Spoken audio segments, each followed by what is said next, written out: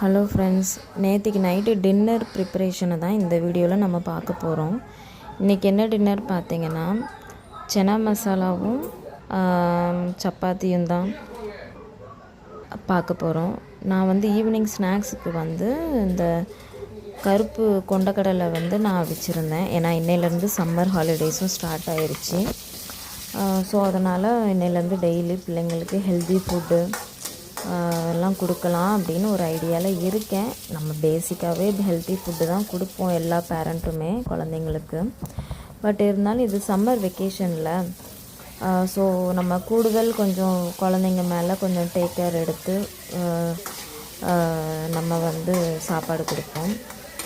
So அதனால் இன்றைக்கி evening நான் சப்பாத்தியும் கருப்பு கொண்டக்கடலை போட்டு குருமாவும் தான் வைக்கிறோம். நான் ஃபஸ்ட்டு எல்லாமே தாளித்து மசாலா எல்லாம் போட்டு வீட்டில் அரைச்ச மசாலா. இது எங்கள் அம்மா பக்கத்தில் ஒரு மளிகை கடையில் சொல்லி வைப்பாங்க, டப்பா எதுவும் காலியானா கொடுங்க அப்படின்ட்டு. ஸோ வீட்டில் இப்போ பார்த்திங்கன்னா ஷெல்ஃப் ஃபுல்லாக ஒரே சைஸ் வைஸு தான் பிளாஸ்டிக் டப்பா மசாலா ஜாமான் எல்லாமே மசாலா பொடி எல்லாமே போட்டு வைக்கிறாங்க. ஸோ இப்போ ஃபஸ்ட்டு தாளிச்சிட்டு தக்காளி பல்லாரி எல்லாம் வெட்டி போட்டு இஞ்சி பூண்டு பேஸ்ட்டு தேங்காய், அதுக்கப்புறம் அதில் அந்த பட்டை கிராம்பு அப்புறம் ஏலக்காய் கசகசா, ஸோ இஞ்சி பூண்டு தேங்காய் பல்லாரி தக்காளி எல்லாமே ஒன்றாவே நான் அரைச்சிட்டேன். தேங்காய் அரைக்கும்போது எல்லாம் ஒன்றா ஊற்றி அரைச்சிட்டேன்.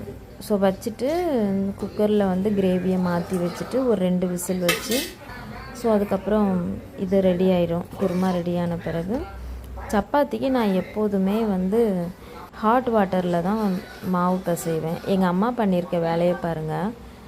கோதுமை மாவு பவுடரை போட்டு அதுக்குள்ளே இந்த பிரியாணி இலையை போட்டிருக்காங்க. பூச்சி எதுவும் வராது அப்படின்ட்டு அப்படி வச்சுருக்காங்க. ஸோ அதனால் அதில் எவ்வளோ தேவையோ மாவு எடுத்துகிட்டு பட்டர், நான் எப்போதுமே பட்டர் கொஞ்சம் போடுவேன், இல்லைன்னா எண்ணெய் ஊற்றுவேன். ஏன்னா சப்பாத்தி கொஞ்சம் சாஃப்டாக மிருதுவாக வரும் அப்படின்ட்டு. ஸோ அதனால் கொஞ்சம் உப்பு போட்டு அந்த ஹாட் வாட்டரை ஊற்றினோம் அப்படின்னா பட்டர் கொஞ்சம் மெல்ட் ஆக ஆரம்பிக்கும். ஸோ அதுக்கப்புறம் நல்ல மாவை பிசைஞ்சிட்டு ஸோ அதுக்கப்புறம் ஒரு 10 நிமிஷம் நான் ஊற வச்சுருந்தேன்.